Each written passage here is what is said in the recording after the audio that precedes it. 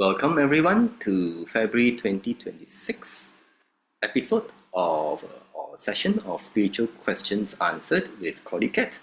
And today or tonight, our topic is unsafe spiritual practices. Yeah. So without further ado, I'm going to talk about all this. If you don't know who I am, my name is Kat. I'm the co-founder of CordyKet. You can Google us, find us on Facebook, and so on. So we do a lot of spiritual work, and we have the experience and the necessary knowledge to share about this.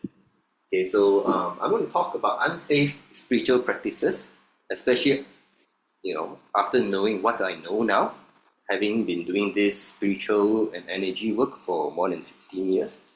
Yeah, and I will be commenting on some of the practices that normal people or lay people do, and sometimes even religious people do.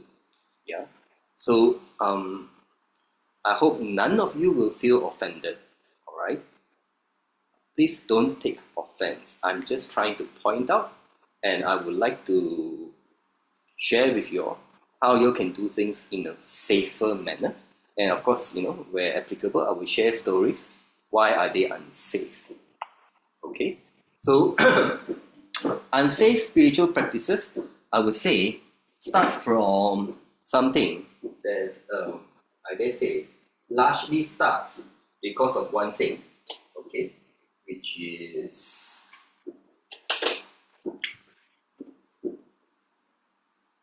because people assume certain things. Alright, because people assume certain things, so they assume a lot of things are safe, right? But have you heard this one? If you assume you are making an ass out of you and me, okay? So I'm just going to share with you all what are the basic unsafe assumptions, okay? So generally, there are unsafe spiritual practices because people make certain assumptions or people assume certain things. So one of the first thing will be, of course, that for example, all spirits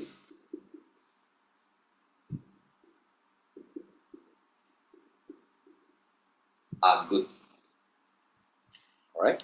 All spirits are good, or they will make certain assumptions that like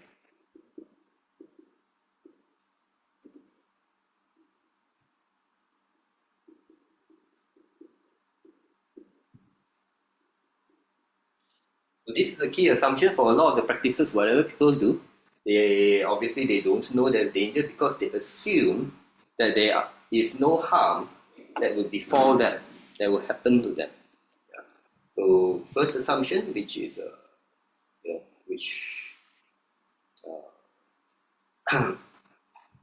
I think it's very wrong, because there are good spirits and bad spirits, but a lot of people just assume that all spirits are good.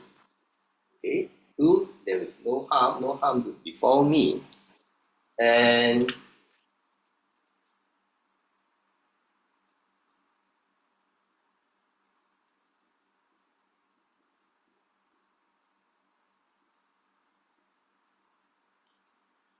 the third assumption, there is no price to pay, or it's free. All right, in terms of certain spiritual practices, they assume a lot of things you do. All right, it's like it's free. There's no cost. There's no price that you need to pay.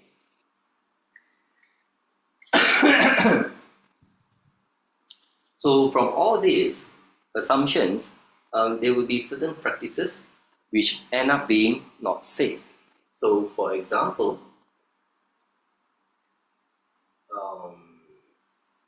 okay, there's one more assumption. So they will assume, for example,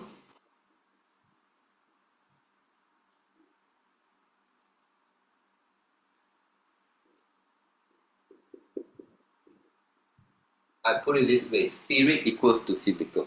Now what do I mean by this? So essentially, a lot of people make the assumption, for example, when they are praying, they will assume that the spirit inside the idol, right, is the same thing as the physical.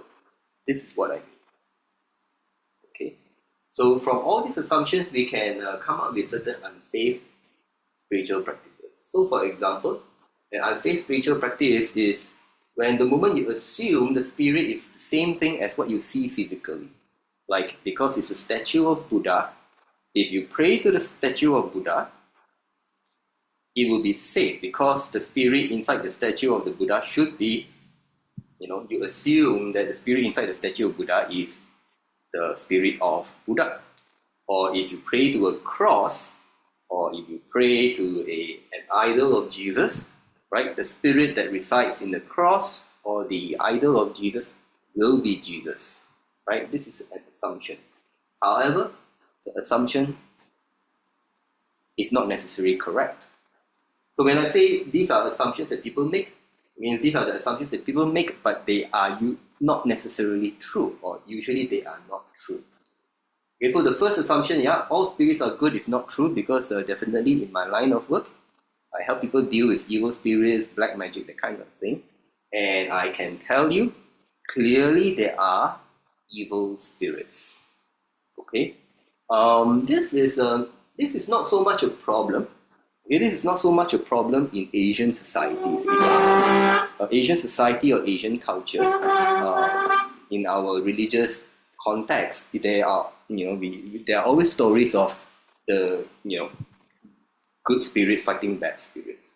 Yeah, so we read about it, and even in Western culture, there is like so-called Western religion, like Christianity, right? You do read about it in the Bible, right? That that Jesus actually exorcised people who were possessed. However, in modern times, people don't believe in spirits anymore. So when people don't believe in spirits, some churches or religious organizations or whatever, they will not talk about evil spirits and interpret it in another way. They may interpret hell as nothing to do with spiritual hell. They may interpret hell as in, life is hell, life is bad, for example. Yeah, so they don't interpret necessarily that there will be evil spirit. Exorcism is not necessary because there was a demon. It can just be, they may call it negative energies or negative emotional states or mental states. Yeah, so there are ways of explaining in so-called the modern and scientific world, whereby people may make these type of assumptions, and this tends to happen more in the Western cultures. And if you ask me, and a lot of this seen in my experience, even in spiritual circles, New Age spiritual circles especially, there are a lot of New Age spiritual circles whereby they really promote positivity, right? They really promote positivity, and that is very good. The only thing which I think is a little bit dangerous is when they would like to assume that all spirits are good. And when they assume this, they will make the second assumption that no harm will befall me when it comes to spiritual practices, because all spirits are good and no harm shall befall me. So when we talk about this, I would like to draw an analogy to earthly life. How many of you make assumption that all people are good and that no harm will befall you because all people are good? No bad people are going to harm you. Are there people amongst you who have this assumption? Now, I have lived in,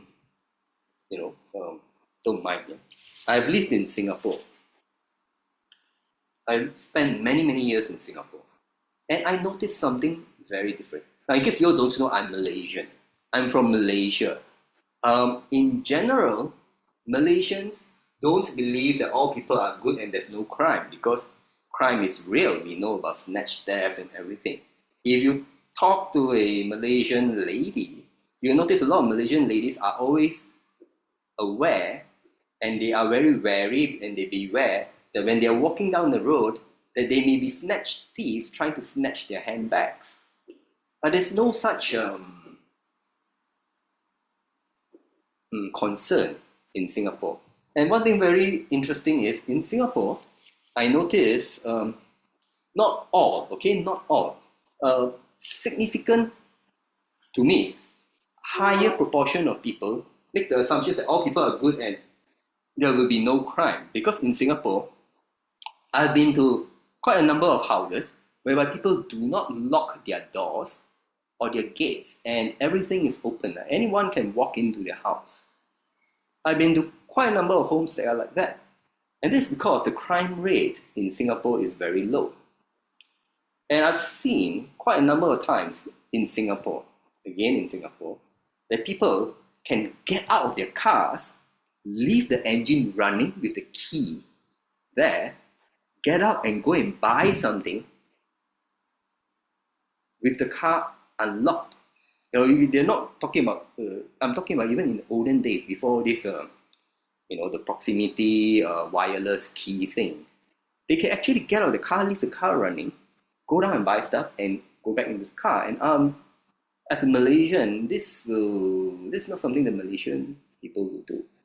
So what I'm trying to draw the analogy is, people in Singapore feel so safe, they will make the assumption that all people are good and no crime shall befall them. But there is still crime every now and then, very low rate. There will still be crime in Singapore, yeah? So if you're Singaporean, you would know. But generally, it's safer. And having lived in Singapore, I tell you, I feel much safer. And all my female friends who live both sides, Malaysia and Singapore, they tell you, Singapore is much safer for that. So now, what I'm trying to say is, in the spiritual world, we cannot make the same assumption too. Because there are good spirits and there are bad spirits. Same way that there are good people and bad people. Alright, and just as in the earthly world where we can have crime, alright, the evil spirits can commit bad stuff. Alright, they can commit a crime.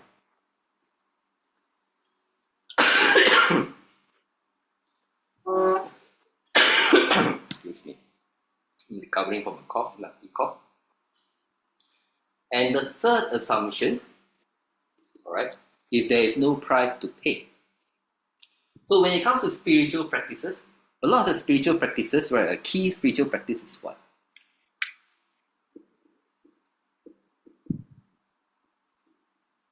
Praying, yes? And in a lot of praying, you are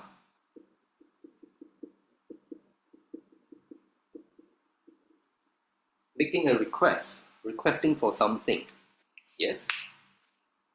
Now, so a lot of people, they will make these assumptions that all the spirits are good, and because if the spirits are good, there will be no price to pay.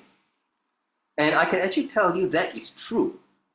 If the spirits are good, the spirits will not take anything from you, right? I have a talk on that about the difference between the divine, the good spirits, and the bad spirits. So if the spirits are really good, then yes, there will be no harm to befall you and there is no price to pay, right? But the problem is not all spirits are good. Because not all spirits are good, it's possible that there will be some harm and there will be some price to pay, especially when the spirits are not good. So there are a lot of people, so when it comes to unsafe practices, so one of the first things is they are praying or requesting for something from a spirit, and now they have no idea whether the spirit is good or bad because they make this assumption that the spirit will follow it will follow this physical thing. If the idol is Buddha, then the spirit must be Buddha, and Buddha is a good guy, right? He's a good divine.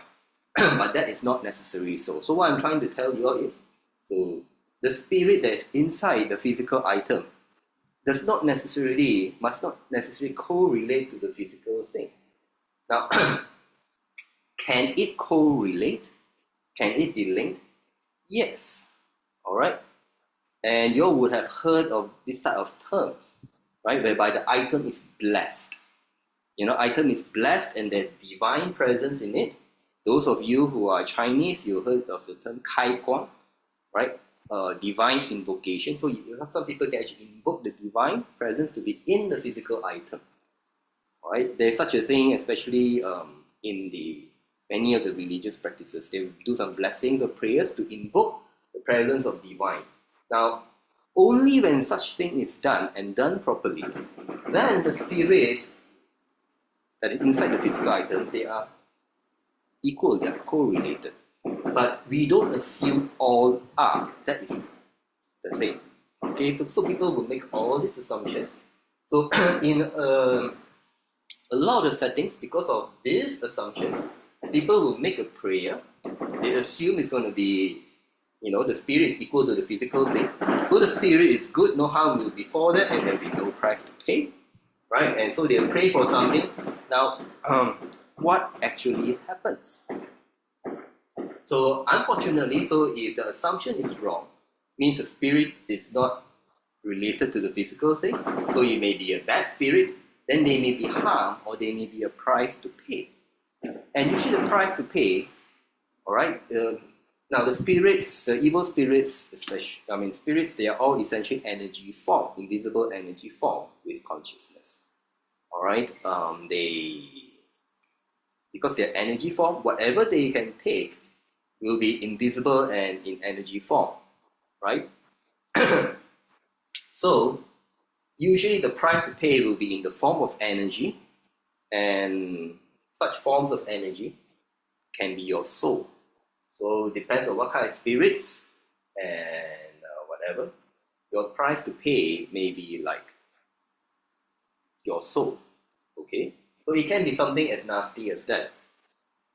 So one of the unsafe spiritual practices is, don't assume the spirit is following the physical.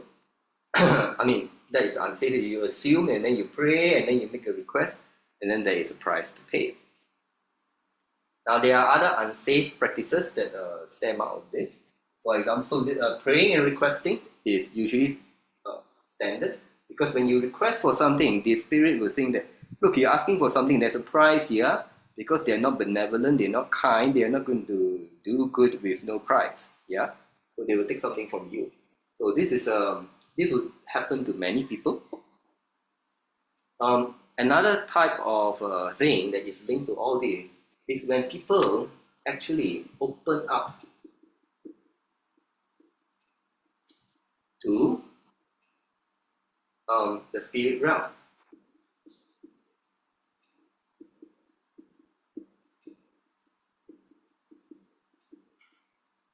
It can be to the spirit realm, to energies,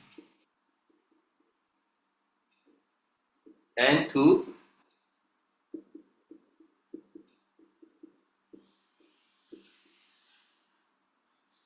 the universe. While this largely people will open themselves up to spirit realm because they make the assumption that all spirits are good, and they are like, they may be meditating or what, and they just tell, oh, come take me. They just open up. I open myself up and I allow whatever spirit to do whatever with me, because they would like to experience spirits or something like that. Yeah. Or they open themselves not necessarily to spirits, or they open themselves up to energies, because some people they can sense energies and they would like to explore more. And the assumption is, again, all this, no harm will befall and everything will be fine. And the third part over here is it is something more of a modern issue. So it has become a trend whereby people will use the term universe to replace the term God or heaven or divine, because that is so not cool to talk about God or heaven or the divine, because that associates with certain religions which they don't like, right? Or they associate with certain people or certain religions which they don't like, right? And they think that, oh, universe is a better way. So they will open themselves up to the universe. Now, why is that unsafe? So what exactly is the universe? The universe is like everything that exists, that we know exists, right? You all read the science, it came from like the Big Bang, and you have all these galaxies and planets and sun and stars and so on, right? And life and consciousness, including spirits, including life and people that are good and bad, including spirits that are good and bad. So again, the problem comes from they assume the universe are filled with spirits that are good, and then they open themselves out and to experience the universe, or they ask questions, or they make a request of the universe and think that there is no price to pay. However, there can be price to pay, and in my line of work, right, so I do help people when they make these wrong assumptions and they find themselves with negative spirit attachments or negative energies and they need it removed. It's because of making these unsafe assumptions.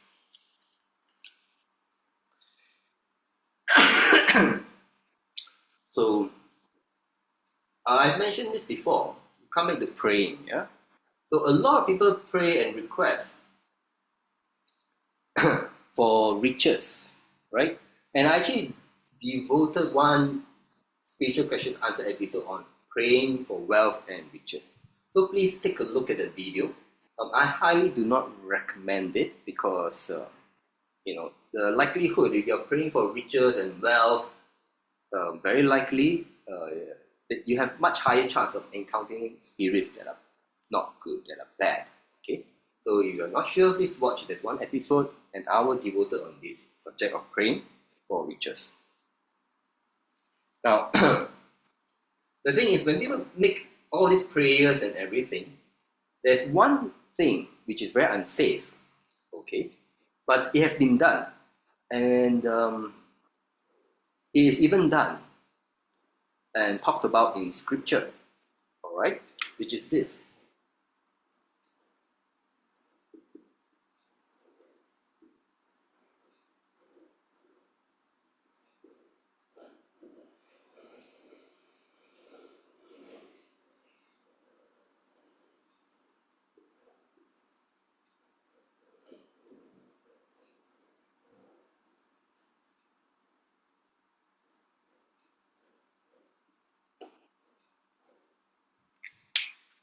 Making binding vows on family and descendants.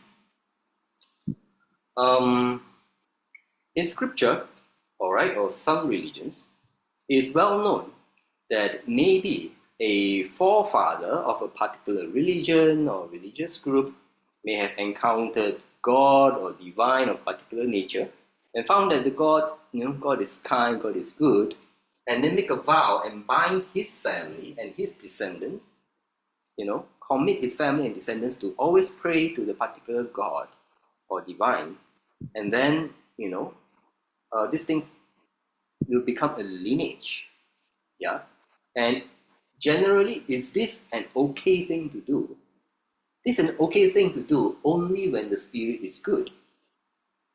Yeah, only when the spirit is good. Now, what happens if the spirit is bad? When the spirit is not good?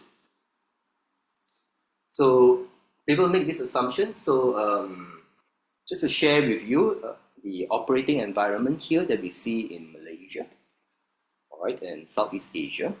In Malaysia, Southeast Asia, like Malaysia, Thailand, Indonesia, right? There are a lot of families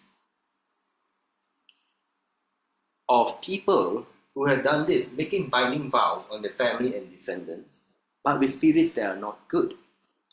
And these spirits will follow the lineage of the family like forever, right? And usually the assumption that they make is these spirits will protect the families. Will protect the families. And it is quite interesting because some of these people may belong to religions that are monotheistic. That means they believe in only one God, right? They believe in only one God, yet they do this. So I find it very interesting, but this is quite a common practice in Southeast Asia. So there are people, they belong to lineages whereby they pass down the spirits because of some ancestor. And some of these people, they know about it and will tell the children, look, you know, we have an ancestor, and an ancestor have, we have a guardian spirit for the family. You know, thanks to our ancestor, right, who is spiritual or pray a lot. We have a guardian spirit that will take care of us and protect us. But sometimes very interesting. They know that it's of a wrathful nature, you know, that is capable of anger. So these things can happen, and it may not. It's probably not common, right? I don't know in other cultures, but in Southeast Asia, this is something quite common that I see. All right, and some of these people, their problems come because of this. Okay, and so happened, right? Cora was asking, is it possible to remove spirit from the family lineage? Yes, it's possible. All right. So these vows and everything will have to be rescinded. All right, and it's quite a tedious process because we have to trace all the way to the ancestor. All right, to release the vow. Right, and because usually when this happens, when the people die, there's a price to pay. So when they have this vow binding them, when they die, their spirits go to the, you know, the souls of the people who died. They go to these spirits, or the, you know, so-called the not so good spirits that have been protecting them, because there's a price to pay, right? Which is very unfortunate. So Coral is asking how to trace back if there are no documents or photos or names of the ancestor. For those of us who do energy work, you don't have to worry. We trace by energy. All right, we follow the energy trail and we find them. Okay, so it can be done. Yeah, but for some people, if you have documentation and everything, yeah, that will kind of then it's possible to identify that one. All right, but otherwise we can trace energetically to find where was the original vow, and we're going to trace all the way up across the ancestors and descendants and so on. It's quite heavy work for this one. All these vows that may be binding.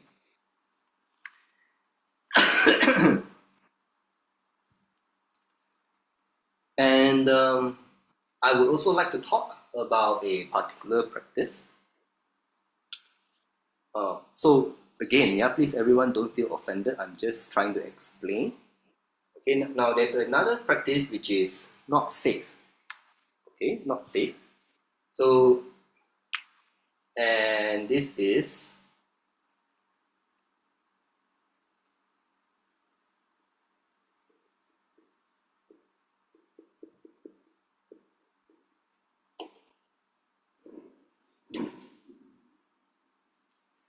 so some of you will have heard this term before, and maybe some religions or branches of particular religions, they would like to practice this. So some religions or some branches of certain religions, what they like to do is they may do prayer or they may do meditation, and this is normally done with good intention, yeah, with good intention. So a lot of people, you know, from the religious or spiritual practice, they can understand that there are different types of spirits, good and bad and so on. But they will make this assumption that, you know, that no harm is before them and there's no price to pay and so on. So what they do in this, giving merits for metta, is they have done prayers or they have done meditation, and they believe that they have accumulated merits. They will believe they have accumulated merits or good karma. Some people say it's good karma, or simply put, they will, you know, so they believe they've accumulated good karma, merits, or simply put, they have accumulated positive energies. And they would like these positive energies to go out to the ghosts, to the different unfortunate spirits in the different realms, including demon realm, you know, asura realm or whatever, all right, including the ghosts and lost souls and evil spirits, they believe that those beings who are bad, if they receive enough merits and good energies, they will turn over a new leaf, or they will reincarnate in a higher realm whereby they will stop doing harm to other people or other consciousness. All right, so the intention is purely good, purely good. And many people practice this. And in general, most people don't experience negative consequences from practicing this in general. Okay, please let me qualify my statement here. So in general, people don't experience anything negative. However, the assumption is not necessarily correct, and some people, especially people who are sensitive to energies and spirits, yeah. So some, I've talked about empaths, people who are energy sensitive, and so on. They will know that a lot of them, they will experience every time after they do this, they don't feel well. And eventually they realize that there is some form of negative energy or negative spirits that are coming to them after they do this, especially after they do this. Or some people not necessarily sent to spirits or evil spirits or ghosts and demons. Yeah, some people will, for example, they will send their good merits and karma to people who they think need it. And it could be someone who's very negative, a friend who's suffering with depression or anger issues, or who's very down on their luck and everything. And the intention is pure. But some people, all right, they will experience something like a bounce back effect. Bounce back is like they send and something come back at them that is negative, and they don't understand why. So usually it's because when they send all this, now so you're sending positive energies to people or spirits that are of negative energies. All right, so you're sending positive energies to things that are of negative energies. To the spirits that are of negative energies, or to people who have negative energies with them, or they have negative spirits with them, when the positive energies come, the positive energies, and depending how you do it, yeah, so most people are not aware how you do it properly, the energies will feel like a slap in the face because it is contrasting energies. All right, it's positive energies versus negative energies. There's a huge contrast, and the spirits will be angered because it's as if you are hitting them with something that they don't like.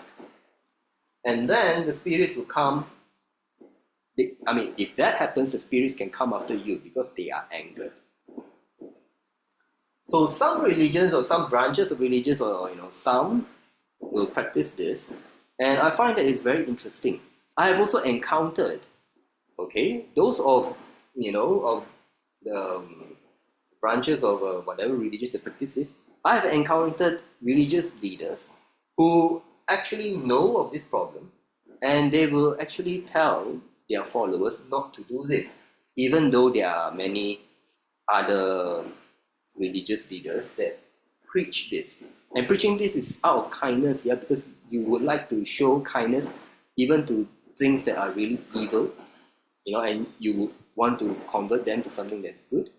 But what I'm saying is this, yeah, if your positive energy is not strong enough, you may get a blowback, all right? You may get a negative effect. And again, this is because a lot of people are making this type of assumptions, and that's why it is not safe. So the key thing here, all right, I would dare say the key thing here is from here, the key, for all these assumptions, the main problem is because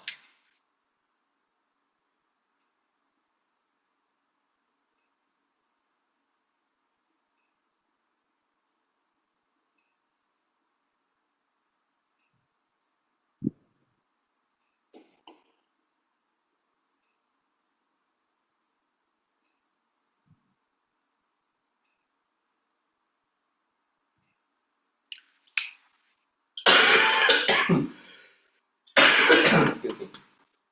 So you can say, behind all this assumption, the whole problem is because normal people are not able to differentiate energies or spirits. They can't tell whether are they good or bad, or is there even a spirit there. And this is totally understandable. Totally understandable. So when they're not able to differentiate and then they make all these assumptions, right, that for example all spirits are good, then they get into they can get into a nasty spiritual experience. Alright, and that's where people like us come in. So how do we overcome this type of assumptions, or the non-ability to differentiate energies and spirits? Now what I have to say here is this: if you are an energy sensitive, if you are identify yourself as an empath, or you can channel, you can talk to spirits and everything, the key thing is you need to learn how to differentiate between good spirits and bad spirits. Alright, and I have videos on that. So if you have the ability to sense, then you need to learn how to differentiate. But for the vast majority of people, you can't sense, or you can't sense, you feel, and all these spirits are, you just make assumptions because you don't have the ability. Then the question is, what can you do to make things safe for you? Okay. Now, I've said this before, and I will repeat this. So when we're talking about spiritual practices and everything, most of the mainstream religions and most of their branches, they are all of light. Most, however, not all. All right, they may be cults or sects or deviant practices and all sorts of things. And of course, everybody will say that they are good. If you can learn to differentiate energies, that's good. Now, if you can't, now what I suggest is this. So some things are very clear, okay? I'm going to say it outright. Jesus is good. Buddha is good. A lot of the Hindu gods and goddesses are good. Ganesha, Shiva, Murugan, all right? They're good. In Taoism, the Taishang Laojun, or the Jade Emperor, all these are good. In Islam, Allah is good. Yeah, Allah is good, yes. So a lot of these mainstream religions, the divine or deity, they're all known to be good, and they are good, I'm assuring you. Now, if you belong to all these, and okay, for example, angels are good, yeah, so the good angels, not the fallen angels, right? So when you want to do this type of spiritual practices, it is best if you do this.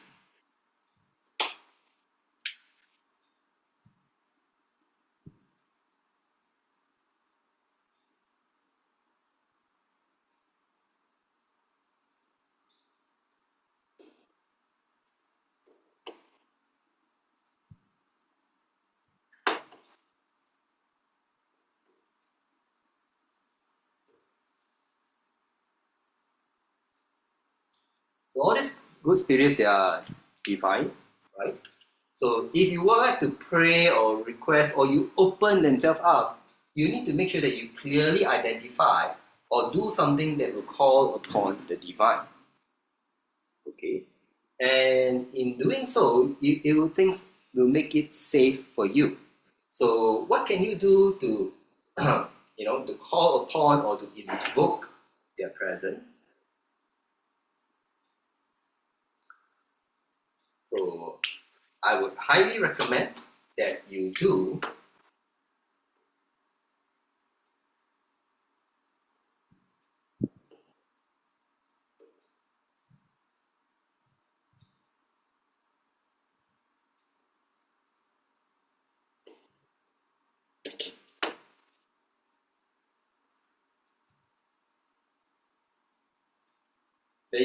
some mantras or prayers that are of light, so that you can connect to them, and you can call upon them, or you can invoke their presence. Now, if you're not sure what are mantras and prayers of light, again, you can go to our YouTube channel, right? youtube.com/CordyKet. Look for Spiritual Questions Answered. We have a podcast called Spiritual Questions Answered. There was an episode recently Alright, the name of the episode is Mantras and Prayers of Light, where I identify mantras and prayers of light. And actually, in that podcast, in the episode, right, I also try to help people to experience and feel the energies of the mantras and prayers of light. And you can even use and keep on watching to get used to these energies that are of light. And then if you can tell what is of light, then you can tell what is not of light. Okay, so you can go back to this video. So a very good thing is, so anything, I would say, if you're, so a lot of spiritual practices is, people will pray or request or open up, okay, to the spiritual world, to the energies and universe and so on. But to make it safe, I would highly recommend that you do something to call upon or to invoke the presence of the divine. Now, something is very interesting for me personally. When I was a child and I was taught how to pray, my parents, and we pray in a certain manner, and I can't remember what incident. Basically, eventually, my mom heard some story or whatever, and then she made it a point to tell us kids, right, how to pray. And so she will do a very simple thing, which is try to. So I come from a Buddhist family, so try to chant the mantra of the Buddha, and it can be, for Buddhism, it's very simple, Namo and the Buddha's name, for example.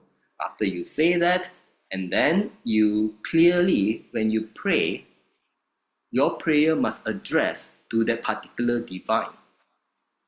Like, you say the prayer, you're like calling upon the divine, and whenever you talk, you are very clear, you are only asking, let's say for us it's Buddha, yeah?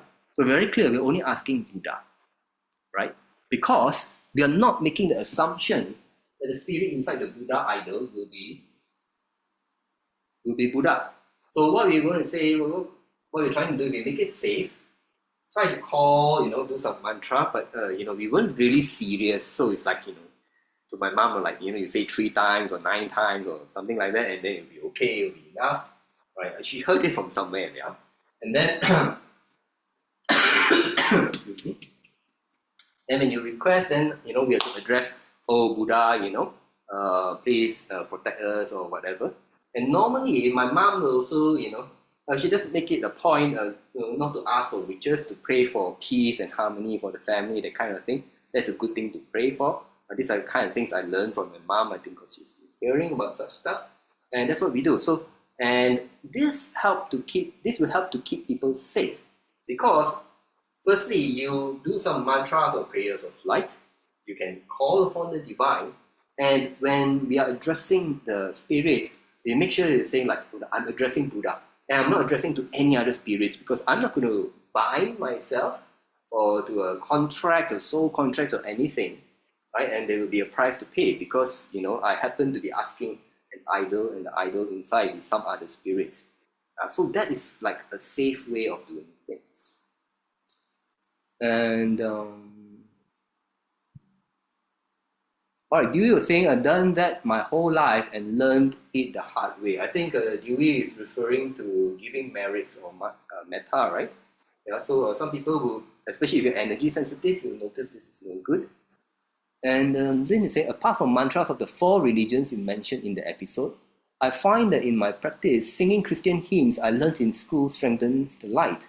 Does anyone else do this and get the same effect?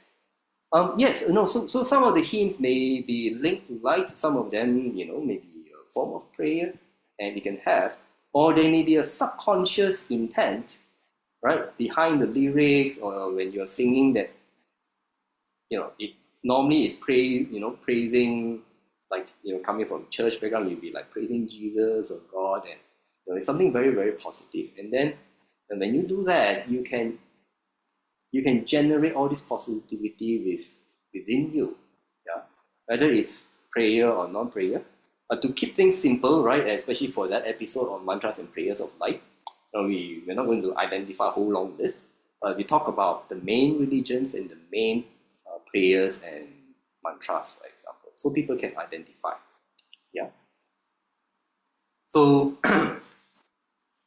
so essentially, these are the unsafe spiritual practices. Yeah, most of it is coming from wrong assumptions.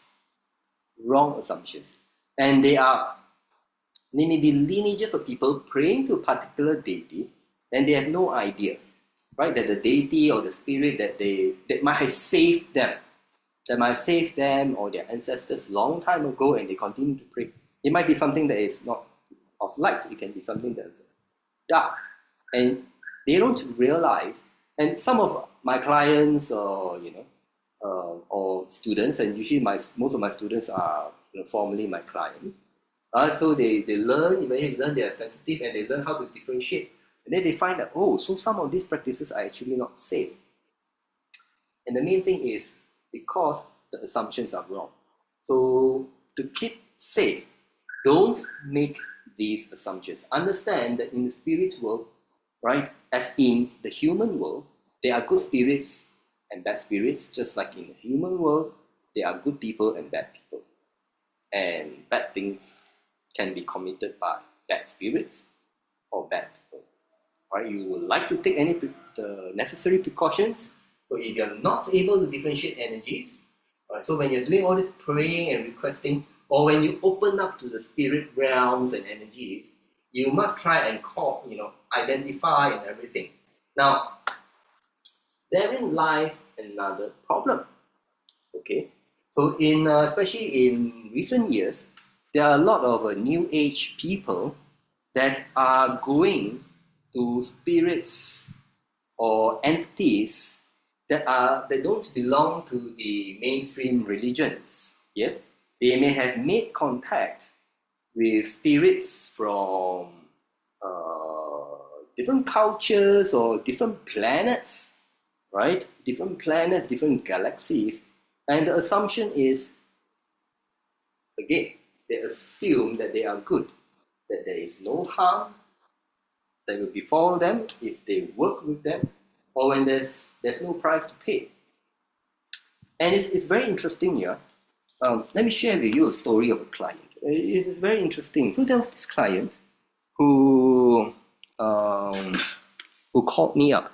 So the client is actually an energy sensitive, right? And her whole families are all energy sensitives, and they can kind of talk to spirits.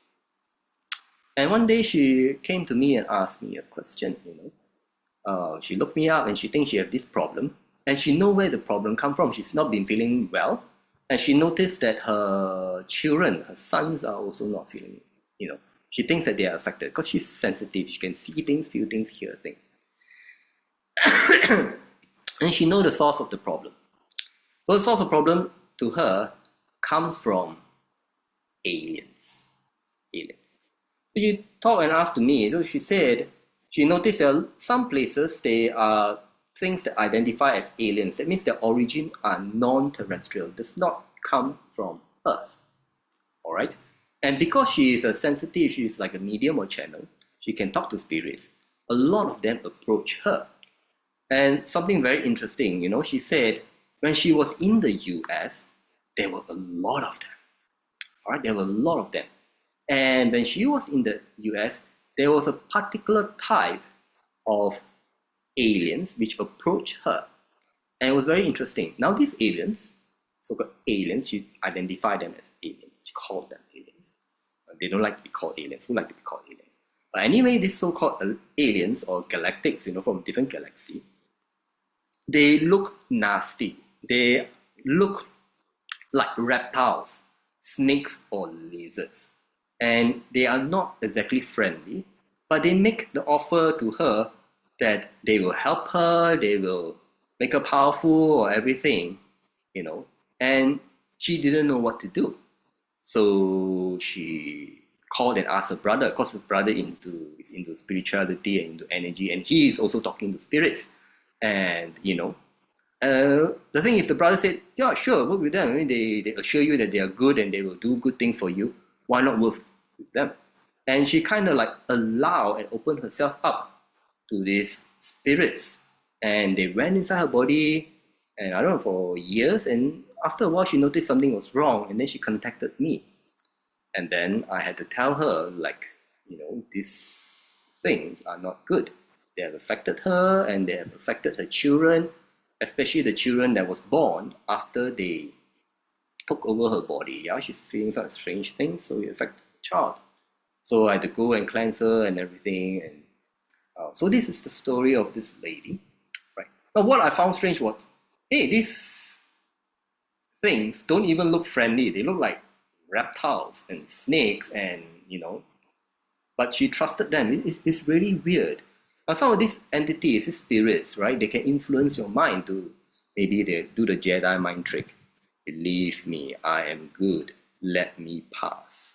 All right, let me in, and then you just do it. So she just did it. Obviously, things didn't work out, and she could feel her health go down, and her children are affected, and she called me in to do the cleansing. So again, why did it happen? All right, they assume that the spirits are good, or they believe. All right, they believe it. They assume or they believe it. So that's really very dangerous. Yeah, especially in the new so-called, I think in this new age. So in new age, it's kind of like the old religions are no longer in fashion, and people are leaving religion, leaving God, going to terms like the universe, but forgetting that the universe is a place, a huge place, that have both good people, bad people, and good spirits and bad spirits. Yeah. So be very, try to examine when you're doing certain things. What are the assumptions that you're making, especially when it comes to spiritual practices? Too many people, they make these assumptions and they end up getting into trouble. They may be doing some spell. Some people do some spells, all right? It's like love spell, but they don't think, because they want somebody's love and they do a love spell, but they don't think that it's something bad, or that is linked to some spirit, and there's a price to pay. It's really, really very strange. Or some people are just too angry. I've had a client whereby she was really angry with her then husband because he was having an affair, and because some I think a nun offered that she can do like a black magic, and she even the so-called nun even brought her to the graveyard to try and capture an evil spirit, hoping to capture a demon and send it to her then husband, to punish him for being infidel, having a mistress. But they couldn't find a demon, but they still found some ghosts, and then they sent it, and then she noticed that of course bad things happened to her husband, but there was a price to pay on herself, and she too was suffering, and then she called me to help her. And yeah, there are other clients. I have a client who was like, he wanted certain things.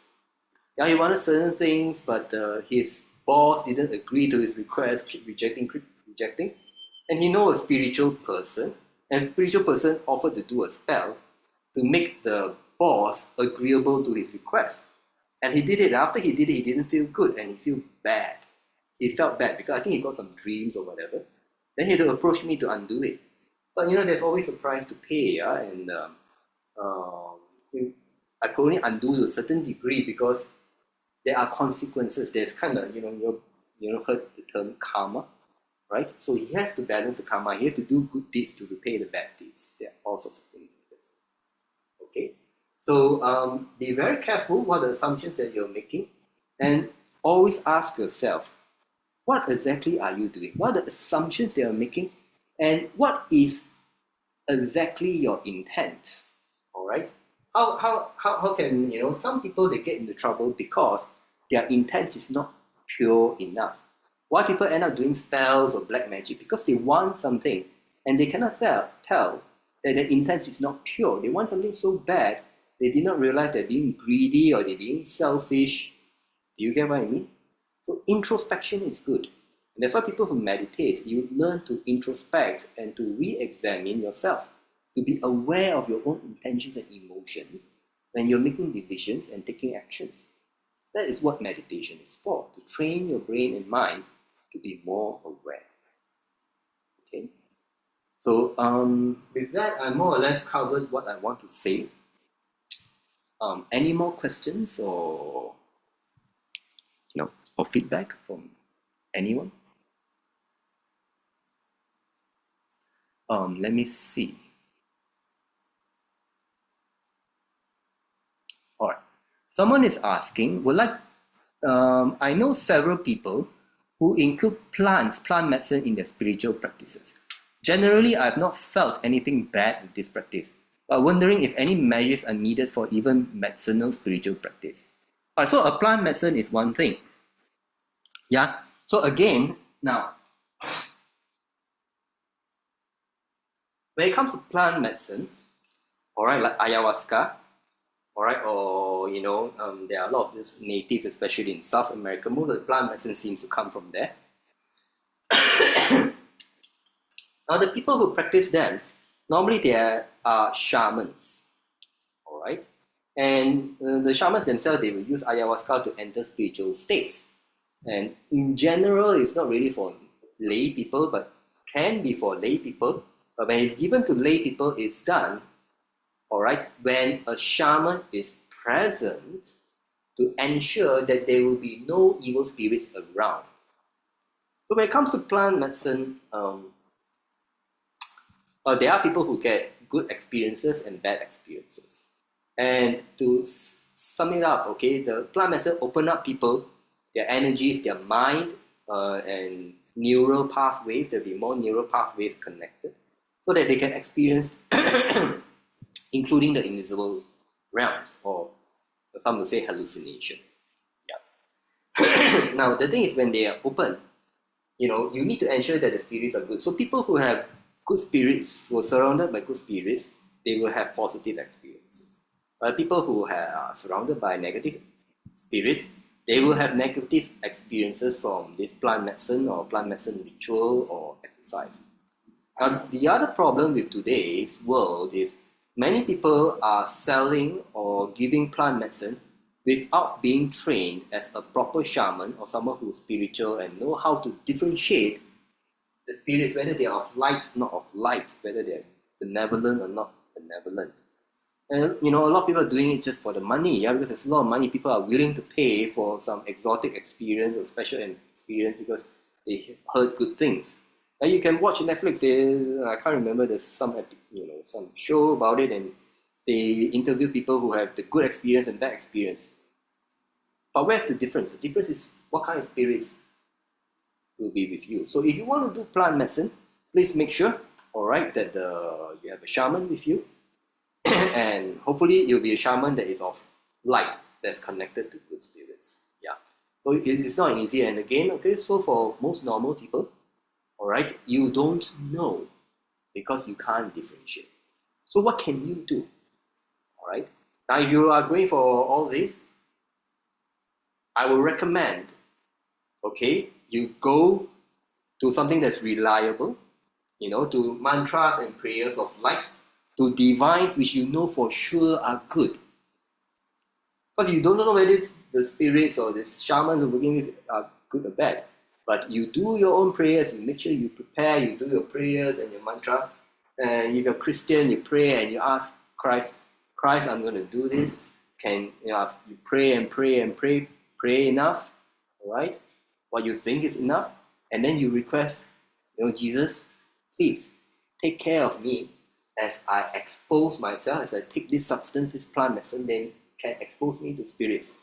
I don't know whether I can trust the shaman and his spirits, but I know I can trust you, Jesus, or I can trust you, Buddha, or I can trust you, Krishna, or Shiva, or Ganesha, or Allah. All right, those are the reliable ones. Yeah, and many people know. It's just that it's no longer fashionable. I would recommend that you do something like that, so that when you take all this plant medicine or psychedelics or even magic mushroom, you lose conscious control and you have no way of controlling your mind. Okay? And I've heard both good experiences and bad experiences. Very interesting experience. Okay, I hope that answers your question. Any more questions before we call it a day or night?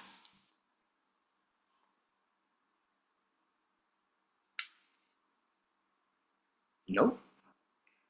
Alright, with that, I thank you everyone. I hope you learned something. And if you're interested, right, tomorrow will be light meditation. Yeah. So I will be sharing how to do light meditation. And if you practice light meditation enough, you will learn to familiarize yourself with light.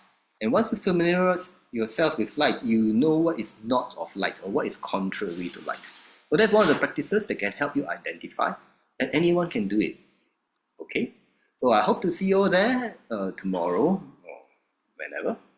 We have it once a month. And if you feel you've benefited from this talk, you can make a donation to support our online events.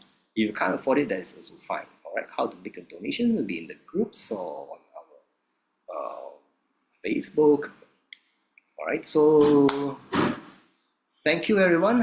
Have a good day, good night, and goodbye. And happy Chinese New Year to all those who are Chinese and celebrating. Yes, I'm Chinese. Bye.